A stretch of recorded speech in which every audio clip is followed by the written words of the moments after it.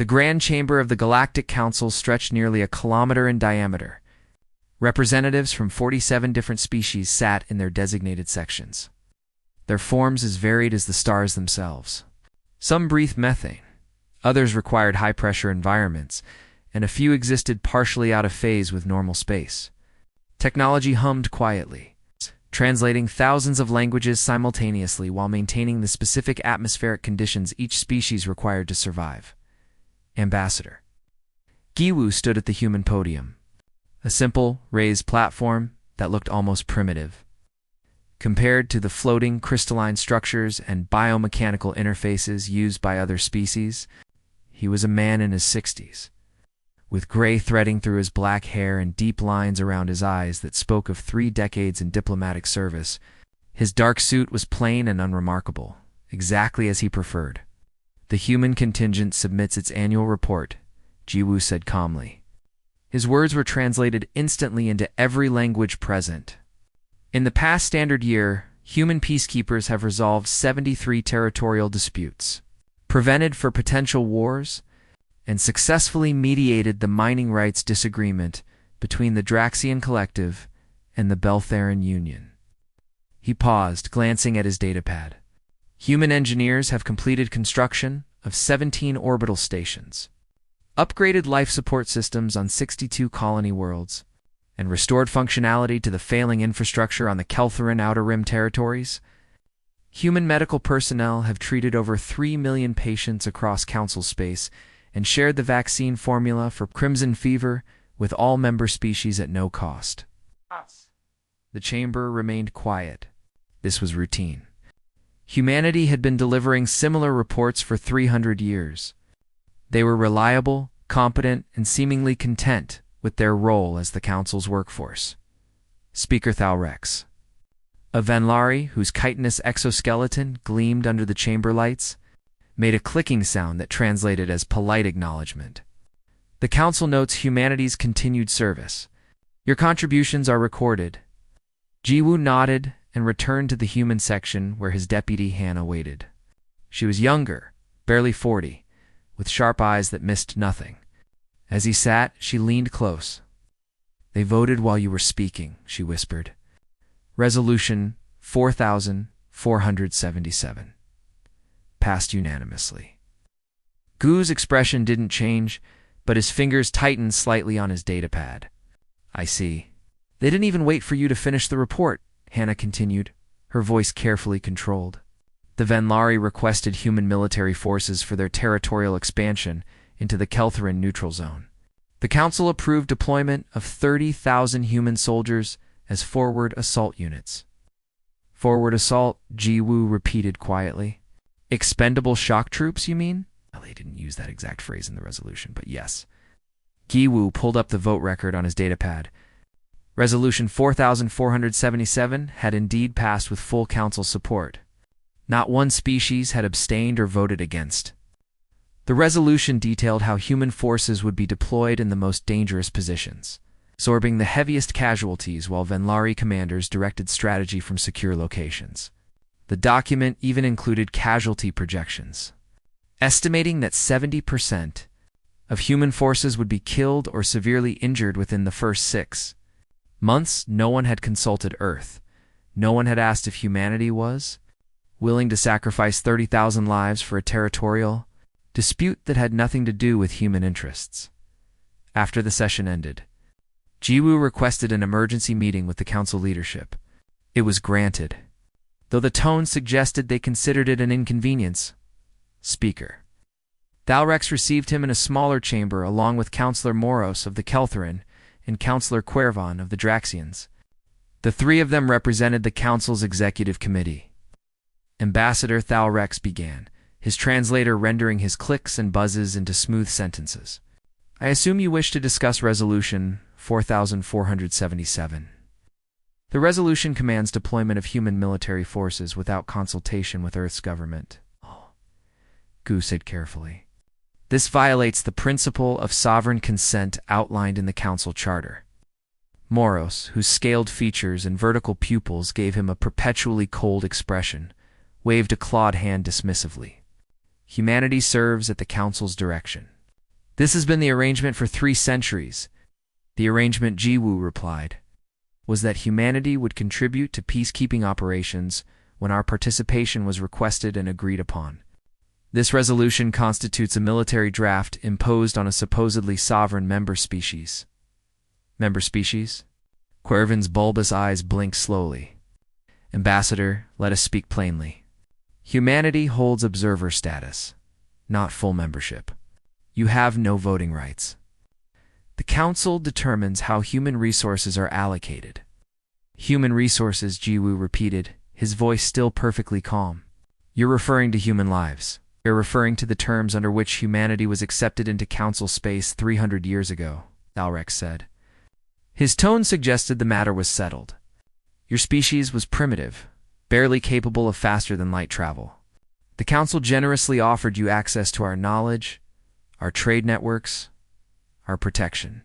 In return, humanity agreed to serve Council interests. We agreed to contribute, Jiwoo corrected, not to be conscripted. The distinction is irrelevant, Moro said flatly. The resolution is passed. Human forces will deploy within 30 standard days. This meeting is concluded. Goose stood. He didn't argue further, didn't raise his voice, didn't make threats. He simply inclined his head in a gesture that could have been respect or farewell, and left the chamber. Hannah was waiting outside. One look at his face told her everything she needed to know. They refused, she asked. They reminded me that humanity exists at the Council's pleasure, Gu said. Thalrex actually used those words. At the Council's pleasure. They walked in silence through the massive station that housed the Council headquarters. Around them, beings from dozens of worlds went about their business. Human technicians could be seen everywhere, maintaining systems, repairing equipment, ensuring everything functioned smoothly. They were so common, so ubiquitous, other species barely noticed them anymore. When they reached the secure human section of the station, Gi Wu sealed the door behind them and activated privacy shields. Contact Earth, he said quietly. Priority Alpha encryption. Tell them I'm invoking Protocol Exodus. Tell them it needs to be unanimous. Hannah's eyes widened. Protocol Exodus had been established 200 years ago as a contingency.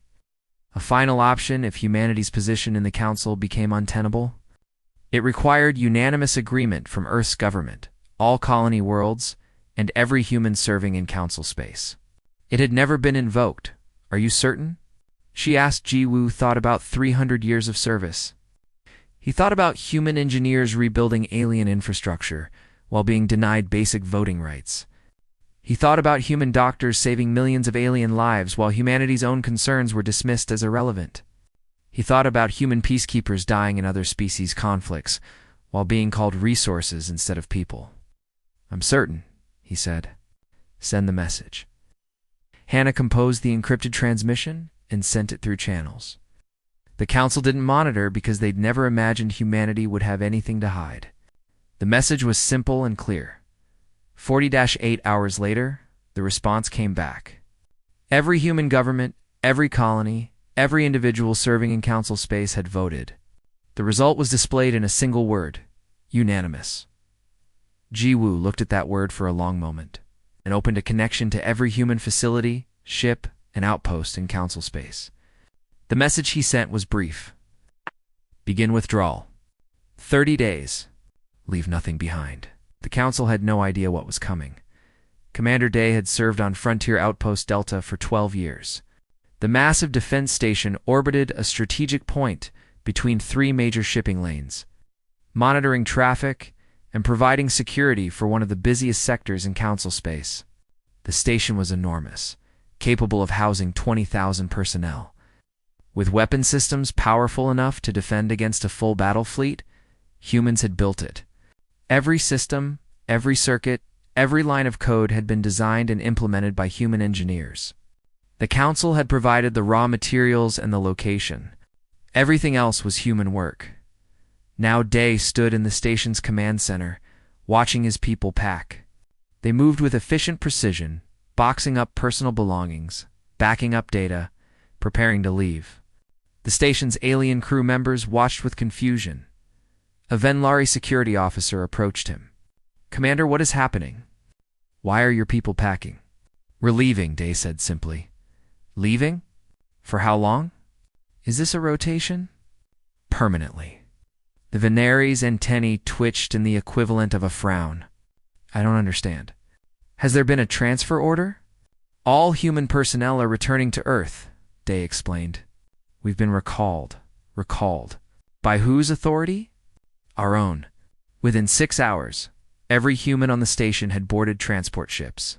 They took their personal effects, their records, anything that belonged to them individually. But everything else stayed behind.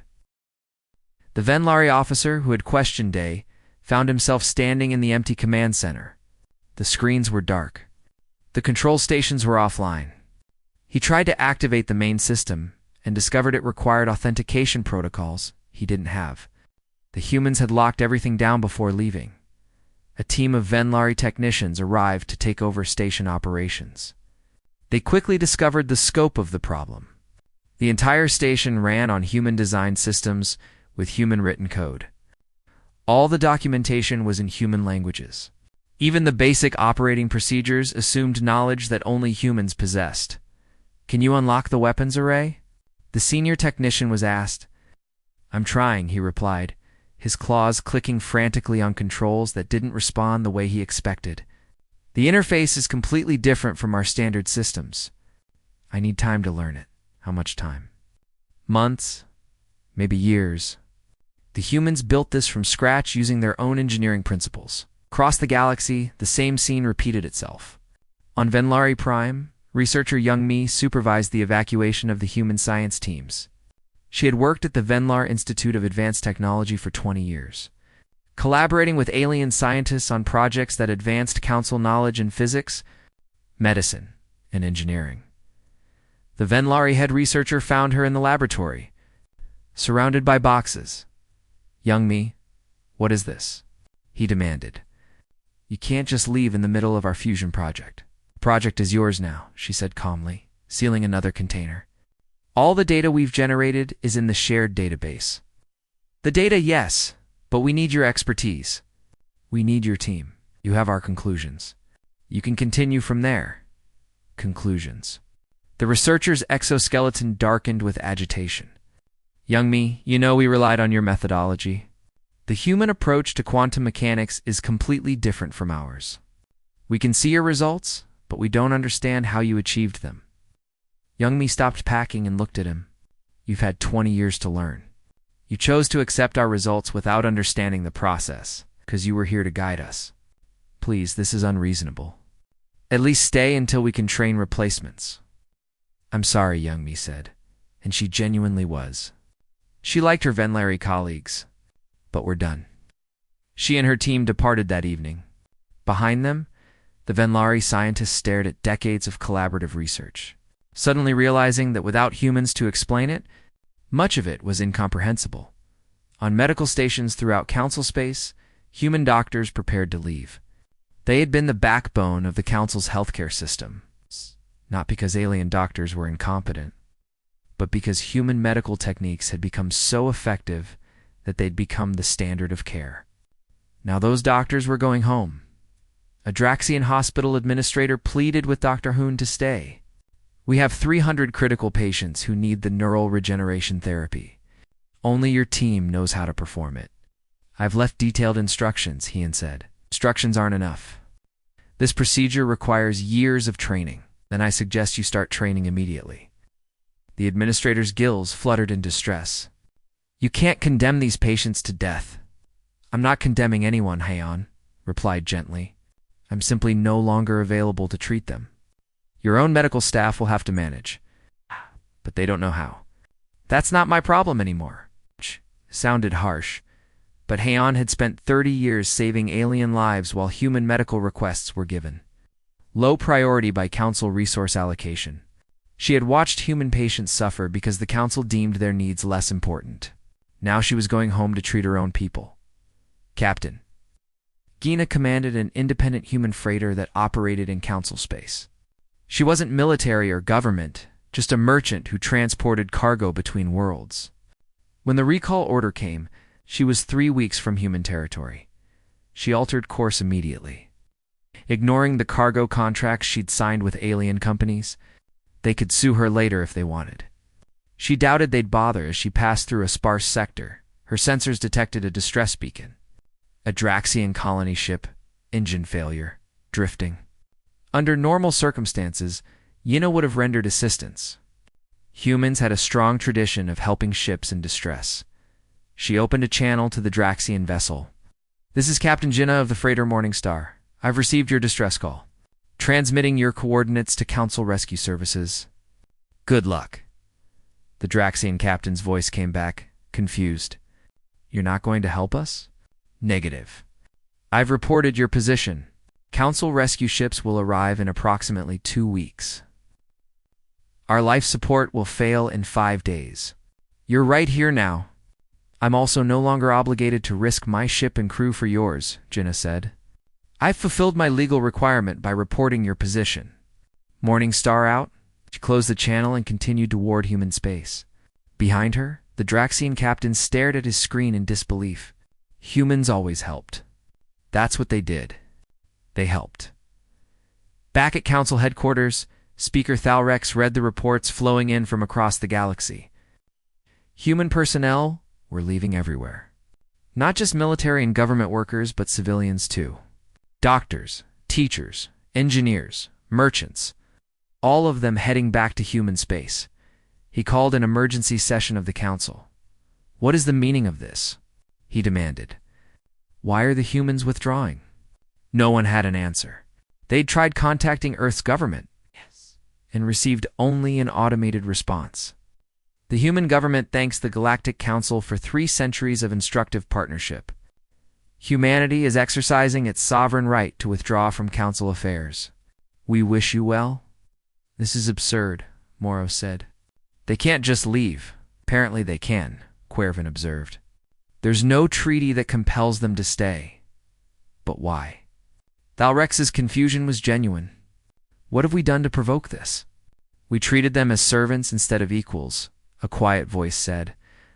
It came from one of the minor council members, a species that rarely spoke in sessions. "Nonsense," Thalrex retorted. "We gave them opportunities they never would have had without us." "We gave them work," the minor counselor corrected. "And in return, they made us dependent on them. Now they're gone, and we're discovering exactly how dependent we became." "They'll be back," Morrow said confidently. "Where else will they go?" "They need the Council's trade networks, our knowledge, our protection." But as days turned into weeks, and the human withdrawal continued without pause, that confidence began to waver. Every human facility was being systematically evacuated. Every human ship was returning to Earth's territory. The humans weren't angry or vengeful. They simply left, quietly and completely. And for the first time in 300 years, the Galactic Council had to function without them. 6 months after the last human transport departed Council space, the Venera-Keltheran dispute erupted into open warfare. It started with a skirmish over a mining asteroid and escalated within days into full military engagement. In the past, human mediators would have intervened. Ambassador Giwu, or someone like him, would have shuttled between both sides, finding compromise, preventing bloodshed. Now there was no one to stop the fighting. Both sides had expected humanity to step in despite their withdrawal. The Venleri Command actually delayed their battle plans by 3 days, waiting for human peacekeepers to arrive and halt the conflict before it grew too costly. When no humans came, the Venlar proceeded with their attack, bewildered but committed. The war was brutal and inefficient. Both species lacked the tactical coordination that human military advisors had provided. Casualties mounted quickly. Within 2 months, over 100,000 soldiers from both sides had died in battles that human strategists could have resolved with minimal losses. Where are they? Moros demanded during an emergency council session. Why haven't the humans intervened? Because we told them to leave, that same minor counselor said quietly. Remember? We didn't tell them to leave, Thalrex protested. They chose to withdraw. After we informed them, they existed at our pleasure. Speaker Thalrex didn't respond to that. Instead, He turned to the Council's new peacekeeping coordinator, Beltherin, who had been hastily appointed to fill the role humans had held for centuries. "Can't you stop this war?" Valrex asked. "I've tried," the coordinator said helplessly. "Neither side will listen to me. The Venlari say I lack the authority to command their attention. The Keltherin claim I don't understand the complexity of their territorial rights. When humans mediated, both sides respected their neutrality and expertise. I have neither," War continued. "And it was just the beginning of the Council's problems. Trade routes throughout the galaxy were failing. For 300 years, humans had maintained the navigation beacon network that guided ships safely through space. These beacons were sophisticated devices that required regular calibration and maintenance. Without humans to service them, the beacons began to malfunction. Captain Jenna, operating exclusively in human space, received a distress call from a Draxian merchant vessel. They were lost, their navigation systems unable to compensate for 3 failed beacons in the sector. "Can you guide us to the nearest station?" the Draxian captain pleaded. "I'm not in your sector," Jenna replied. "I'm 2 weeks away. Please, we've been drifting for 6 days. Our supplies are running low." Jenna checked her charts. "The nearest Council navigation station is 4 days from your position at standard speed. Contact them for guidance." Tried. "They said they're too understaffed to send assistance. They told us to wait for the next scheduled maintenance team." "When will that be?" 3 weeks. Naa closed her eyes. 3 weeks. The Draxian ship would be out of supplies in 5 days. She thought about helping, considered turning her ship around. Then she remembered the Draxian council member who had voted to make human soldiers into expendable shock troops without bothering to ask if humans were willing to die for Draxian interests. "I'm sorry," she said. "That's a council problem now." Gina out. The Draxian ship eventually made it to safety. But it took 9 days, and they had to ration their remaining supplies to the point of severe malnutrition. For crew members died, it was one incident among hundreds. The Council's transportation infrastructure was crumbling. Medical crises followed. On a Venlari colony world, an outbreak of crimson fever infected thousands. The vaccine existed, humans had developed it and shared the formula freely 5 years ago. But producing the vaccine required precise techniques that the Venlari had never mastered. They had always relied on human-manufactured vaccines. The colony's medical director sent an urgent request to the Council Health Ministry. "We need vaccine shipments immediately. We have 12,000 infected and the number is doubling every 3 days. We're trying to produce it," the ministry coordinator responded. "But our pharmaceutical facilities can't replicate the human manufacturing process. The vaccine we've produced so far is only 30% effective. 30%. The human version was 98% effective. We know. We're working on it. How long until you can match human quality?" There was a long pause. "We don't know. Maybe years. The humans made it look simple, but the actual process is extraordinarily complex. The outbreak killed 8,000 Venlari before it burned itself out. The 30% effective vaccine helped some, but nothing like what human medicine could have achieved. Infrastructure failures multiplied across Council space. Power generation plants that humans had designed started experiencing problems. Water purification systems failed. Communication networks became unreliable. Every system humans had built or maintained began to deteriorate, and no one else knew how to fix them. On Frontier Outpost Delta, the Venlari crew finally managed to bring basic systems online after 6 months of work. They succeeded in activating life support and minimal station keeping. The weapons, systems, navigation controls, and advanced sensors remained inoperable. The station that had once defended 3 shipping lanes was now little more than an expensive habitat module. The Council tried to hire private contractors to maintain human-built systems, but there were no contractors who knew how. Humanity had been the engineers, the technicians, the specialists. Other species had their own areas of expertise, but they'd allowed themselves to become completely dependent on human technical knowledge. Young me, now working at a research facility on Earth, heard about the Council's struggles. A colleague showed her a news report about the Venlari Institute where she used to work. They're offering enormous salaries for human scientists to return, her colleague said. 10 times what they paid before, plus full voting rights on research projects. Youngmi snorted. Too late for that? Are you tempted? No. She turned back to her work. I spent 20 years sharing knowledge with them. They took everything we offered and never bothered to truly learn it. Now they want us to come back and fix their problems? They can figure it out themselves. That seems harsh, is it? Youngmi looked at him. They had 3 centuries to treat us as equals. They chose not to. Now they can experience the consequences of that choice. Back at council headquarters, Speaker Thalrex convened another emergency session. The chamber was tense. Several member species were openly blaming each other for the crisis. The humans sabotaged their own systems before leaving, Moros accused.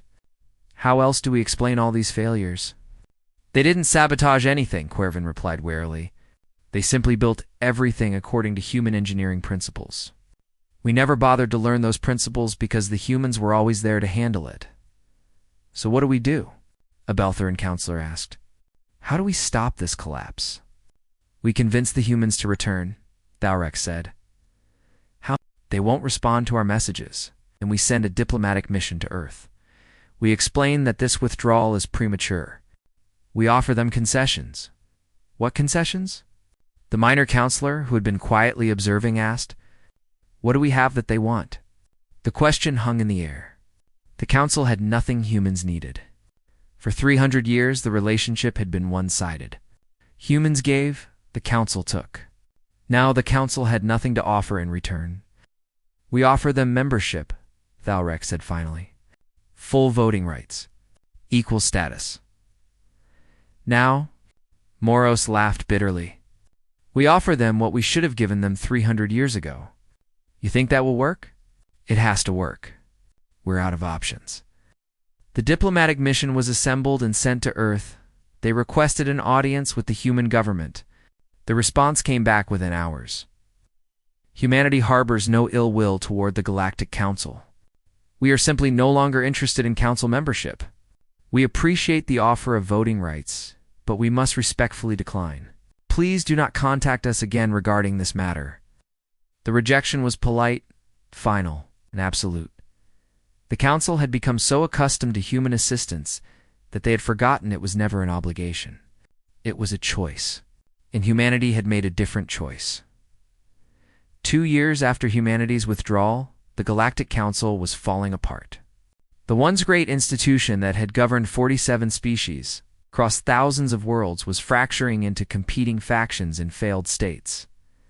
The Venlora-Keltherin War had expanded. 6 other species had been drawn into the conflict, taking sides based on old grudges and territorial ambitions. Without human mediators to maintain diplomatic channels and broker ceasefires, every dispute escalated into violence. The war had claimed over 2 million lives and showed no signs of ending. Historian Sung Ho sat in his office on Earth, compiling reports from the handful of human observers who monitored council space from a safe distance. He was writing a comprehensive analysis of the council's collapse for the Earth's Historical Society. One of those observers, a woman named Heian, had sent him particularly detailed accounts. She operated from an independent station just outside council territory. Watching the situation unfold with a researcher's detachment, the council members are turning on each other, she wrote in her latest report. The Venlari blame the Keltherin for starting the war. The Draxians blame everyone for the trade route collapse. The Beltherans are threatening to withdraw from the council entirely unless the other species compensate them for their economic losses. There's talk of the council splitting into multiple smaller alliances. Sung Ho read through decades of data, comparing the council before and after humanity's presence. The pattern was clear and damning. Before humans arrived, the council had been stable but stagnant. Each species pursued its own interests with little cooperation. Progress was slow. Conflicts were frequent but limited in scope.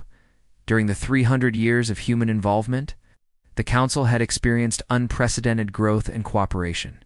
Humans hadn't imposed their will through force or politics. They had simply been reliable. When humans said they would build a station, it got built. When they promised to mediate a dispute, they did it fairly. When they shared technology, it actually worked. That reliability had become the foundation of the Council's entire civilization. Other species had stopped maintaining their own technical expertise because humans handled it better. They'd abandoned diplomatic training because human mediators were more effective. They'd neglected military strategy because human peacekeepers prevented most conflicts from escalating. Now, without that foundation, everything was collapsing. We didn't conquer them, Sunjo wrote in his analysis. We didn't defeat them militarily or outmaneuver them politically. We simply made ourselves useful and they became dependent. When we left, they couldn't function anymore. Sent the draft to several colleagues for review. One of them, a former council liaison, sent back a comment. This makes us sound manipulative, like we planned their dependence. Did we? Sung-Ho replied. No, we just did what we were asked to do. We solved problems, built things, helped people. It's not our fault they stopped doing those things for themselves. Spigothalrex had aged badly in 2 years. His exoskeleton had lost its luster, and he moved with the slowness of deep stress. He called a council session, knowing it might be his last as speaker. We must face reality, he told the assembled representatives. The council is failing. Our member species are at war with each other. Our infrastructure is crumbling. Our economy is in collapse.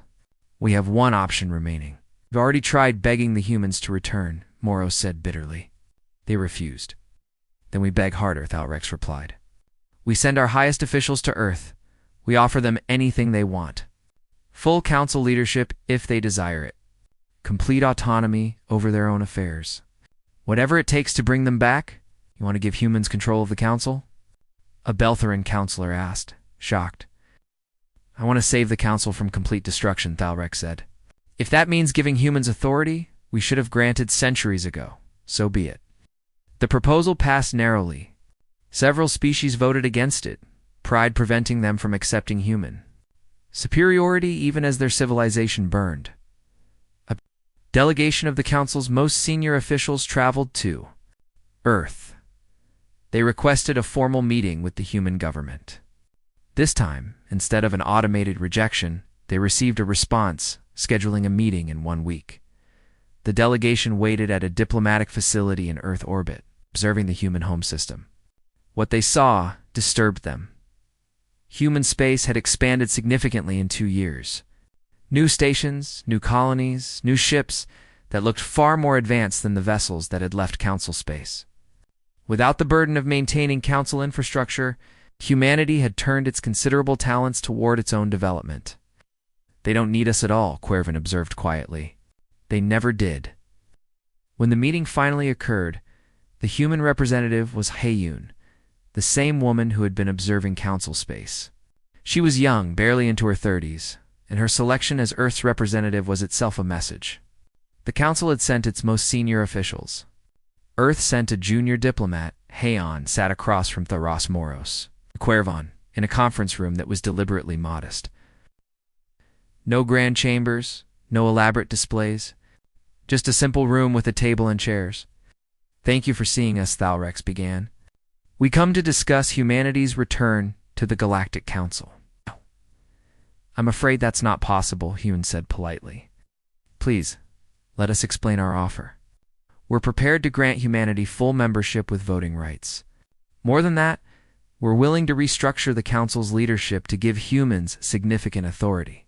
We recognize now that we undervalued your contributions. That's very generous, Hyun said, but we're still not interested. Moros leaned forward. You don't understand. The Council is collapsing. Millions have died in wars that human peacekeepers could have prevented. Our infrastructure is failing. Our economy is in ruins. We need your help. I understand perfectly, Hyun replied. You're facing the consequences of 300 years of poor decisions. That's unfortunate, but it's not our problem. Not your problem? Thalrex's translator gave his voice an edge of desperation. We're talking about the collapse of galactic civilization. Billions of lives are at stake. Then I suggest you work together to save them, Hyun said. You're all advanced species with your own areas of expertise. Surely you can solve these problems without us. We can't. Quervon admitted quietly. That's why we're here. We became dependent on human knowledge and skills. Without you, we're failing. That was your choice, Hien said, her voice gentle but firm. For 3 centuries, you had the option to learn from us, to truly understand the systems we built and the methods we used. Instead, you accepted our results and treated us as convenient servants. You could have been partners. You chose not to be. We made mistakes, Thalrex said. We acknowledge that. We're offering to correct those mistakes now, Hien repeated. After your civilization is collapsing, after millions have died, after you've exhausted every other option, now you're willing to treat us as equals. Speaker Thalrex, counselors, I'm going to be very direct with you. Humanity is not returning to the council. Not now. Not ever. We've moved on.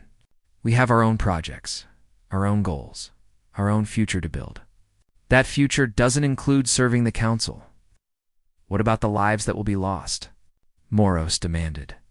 The suffering that will occur because you're too proud to help. What about the 30,000 human lives you were willing to sacrifice in your territorial dispute? Hien countered. Where was your concern for suffering then? The counselors had no answer.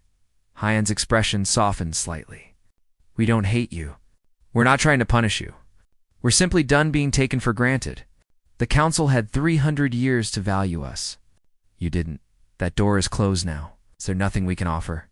Thalrex asked. Nothing that would change your mind? Hien considered the question.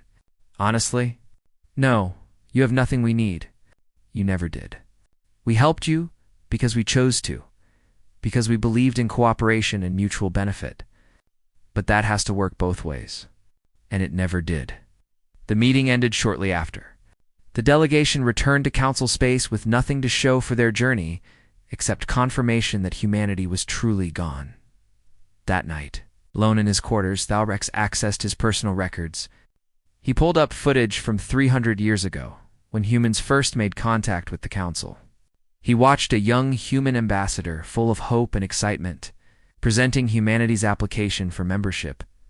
The council had accepted them, but only as observers.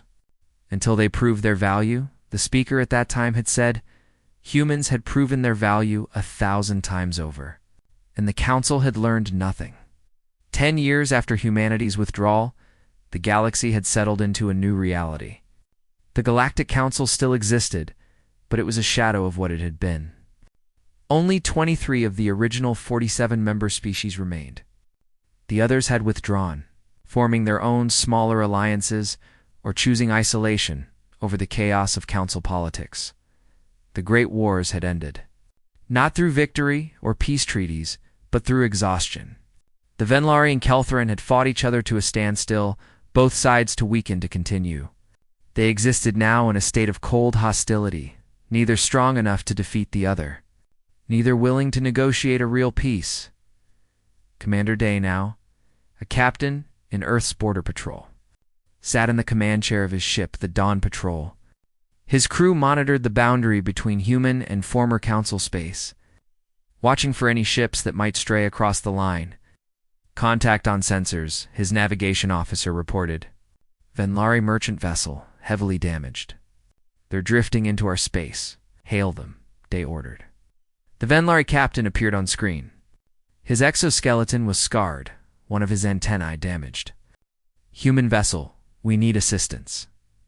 Our engines are failing and we can't maintain course. You're about to cross into human territory, Day said. Reverse course immediately. We can't. Our maneuvering systems are offline. Please. We have a crew of 40. We need help. Day studied the damaged ship on his sensors. 10 years ago, he would have helped immediately. 5 years ago, he might have hesitated, but eventually assisted. Now, he felt nothing but a mild professional courtesy. I'm sending you coordinates for the nearest council repair station. It's 6 days from your position. You should be able to drift there if you adjust your trajectory now using emergency thrusters. 6 days? We need help now. Then you should have maintained your ship properly, Day said. The coordinates are being transmitted. Good luck. He closed the channel. The Venlari ship eventually made it to the Council station, though they had to ration their supplies severely. They survived, but it was a close thing. These encounters happened regularly now. Council ships in distress would cross into human space, expecting assistance. Human ships would provide coordinates and move on. The old automatic helpfulness was gone. Humans helped each other and their allies. Everyone else could manage on their own. Young Me stood in her laboratory on Mars, examining data from her latest research. She led a team studying quantum field manipulation, work that had been impossible when she was spending her energy helping the Venlari Institute. Now, free to pursue her own projects. She and her team had made breakthroughs that were advancing human technology by decades. Her assistant brought her a message. There's a communication from the Venlari Institute. They're asking if you'd be willing to consult on their fusion project. They're offering to pay extremely well. Youngmi didn't even look up from her work. Delete it. You're not even curious how much they're offering. No, I'm done with them. They're really struggling. The message mentioned that their lead researcher was killed in a lab accident last month. They can't figure out the safety protocols you designed. Youngmi paused. She felt a flicker of something, maybe sympathy, maybe regret. Then she remembered 20 years of watching Venlari researchers take credit for work her team had done. She remembered being talked over in meetings, having her ideas dismissed until a Venlar scientist repeated them, being paid less than her alien counterparts, despite being more qualified. Delete the message, she repeated. If they need help that badly, they should have treated us better when we were there. The human economy had flourished since the withdrawal. Without the constant drain of resources to maintain council infrastructure, humanity had invested in itself. New colonies were being established. New technologies were being developed. The standard of living across all human worlds had increased dramatically. Some individual species had approached Earth seeking diplomatic relations. These were species that had either voted against exploiting humans or had remained neutral in council affairs. Earth evaluated each request carefully. The Beltheran Union had sent a delegation acknowledging their past mistakes and requesting a trade agreement. After lengthy negotiations, Earth agreed, but on very specific terms. The relationship was strictly transactional trade goods for fair value, with no expectation of human assistance beyond what was explicitly contracted and paid for. It's so different from how you used to work with the Council, the Beltheran ambassador noted during one negotiation. Everything is precisely defined. There's no flexibility, no goodwill. It's a human negotiator, a woman named Jinnah, who had once been a freighter captain, smiled coldly. Goodwill has to be earned. The Council spent 3 centuries teaching us that lesson. Not all contact was hostile. A few species had genuine relationships with humanity. These were the ones who had consistently treated humans as equals, even when the Council discouraged it. They found Earth willing to work with them. Though still, cautiously, Sunjo completed his historical analysis after a decade of work. The document was thousands of pages long, detailing exactly how the Council had collapsed and why. It became required reading in human schools, a lesson in what happens when a society takes others for granted. His conclusion was simple. The Galactic Council failed because it confused presence with obligation. They assumed that, because humans were there, they would always be there. They never considered that service freely given could be freely withdrawn. When they pushed too hard, demanded too much, valued too little, humans made the rational choice to leave. The Council's collapse was not humanity's doing. It was the inevitable result of building a civilization on the unappreciated labor of others. On Earth, former Ambassador Jiwoo tended his garden. He was 84 now, long retired from diplomatic service. A young journalist came to interview him for a documentary about the withdrawal. "Do you have any regrets?" she asked him. "About leaving the Council?" Jiwoo considered the question while pruning a rose bush. "I regret the lives lost in the wars that followed. I regret the suffering that occurred. But do I regret the decision to leave? No, some people say we could have prevented that suffering if we'd stayed." "Could have," Jiwoo agreed. We could have continued to prevent their wars, fix their infrastructure, heal their sick, and they could have continued to take us for granted, exploit our goodwill, and deny us basic respect. At some point, you have to value yourself enough to walk away from people who don't value you, even if it costs lives. Those lives were not our responsibility, Jiwoo said firmly. The Council had 46 other species. They had resources, technology, knowledge. They chose to become dependent on us rather than learning to help themselves. The deaths that followed our withdrawal are not on our conscience. They're on the Council's for creating a system that couldn't function without us and then treating us as if we were disposable. The journalist scribbled notes. What would you say to people who think we should have tried harder to reform the Council from within? Gi-woo set down his pruning shears and looked directly at her. We tried for 300 years. We showed them our value through our actions. We proved our worth 1,000 times over. If 3 centuries of exemplary service wasn't enough to earn basic respect, then nothing we could have done would have been enough. You cannot force someone to value you. You can only choose whether to accept being undervalued. So you think we made the right choice? I know we made the right choice. Look at what we've accomplished in 10 years without the Council. Look at our technological advances, our thriving colonies, our improved quality of life. That's what happens when you stop setting yourself on fire to keep others warm. We're not burning for them anymore. We're building for ourselves. On the edge of Council space, Speaker Thalrex, now retired and living on a quiet Venlari colony world, granted his first interview in 5 years. The interviewer was a young Venlari journalist who had no memory of the time before humanity's withdrawal. What did you learn from the human situation? The journalist asked. Thalrex was quiet for a long time. Finally, he spoke. I learned that you cannot build a civilization on the backs of those you refuse to respect. I learned that competence and reliability are precious gifts that should never be taken for granted. I learned that when someone serves you faithfully for 300 years and you still won't treat them as equals, you don't deserve their service. Do you think they'll ever come back? No, Thalrex said simply. And we don't deserve to have them back. We had our chance. We had 300 years of chances. We squandered every one of them. What happens to the Council now? We learn to survive on our own. We rebuild slowly, painfully, the way we should have been building all along. And we remember the lesson humanity taught us, that those who serve you are not servants.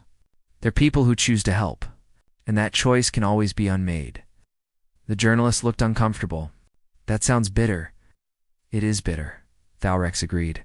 But it's honest. The Council's collapse was not humanity's fault. It was ours. We built our entire civilization on their goodwill, and never once asked ourselves what would happen if that goodwill ran out. Now we know. Back on Earth, Jiwoo finished his gardening and went inside. His granddaughter was visiting, a bright young woman who worked in the colonial service. Grandfather, she asked, do you think we'll ever work with aliens again? Of course, Jiwoo said. We already are with the species who treat us respectfully. But it will never be like it was with the Council. We'll never again give so much and ask so little in return. We'll never again mistake tolerance of disrespect for diplomacy. Some of my professors say the withdrawal was too extreme. Jiwoo smiled. Your professors didn't spend decades being told they existed at someone else's pleasure. They didn't watch human soldiers be designated as expendable without anyone asking if those humans were willing to die. The withdrawal wasn't extreme. It was necessary, and it was final. He looked out the window at Earth's sky, clear and blue. Somewhere out there, the Galactic Council was struggling to survive. Humanity had moved on. We don't owe them anything, Jiwoo said quietly. We gave them 300 years. That was enough. His granddaughter nodded, understanding. That was the lesson her generation had learned. Value yourself enough to walk away from those who don't value you. Help those who deserve help.